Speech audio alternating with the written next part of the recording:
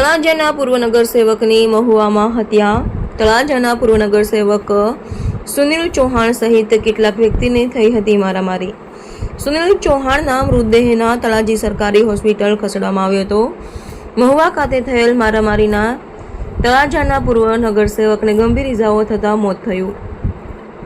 સુનિલ ચૌહાણને સારવાર અર્થે તળાજા લાવવામાં આવ્યા હતા, ત્યારે રસ્તામાં જ મૃત્યુ થતાં ખળભળાટ મચી જવા પામ્યો છે.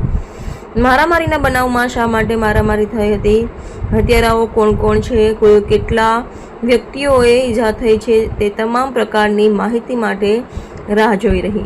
બ્યુરો રિપોર્ટ, સમ્રાટ સમાચાર, તળાજા, ભાવનગર.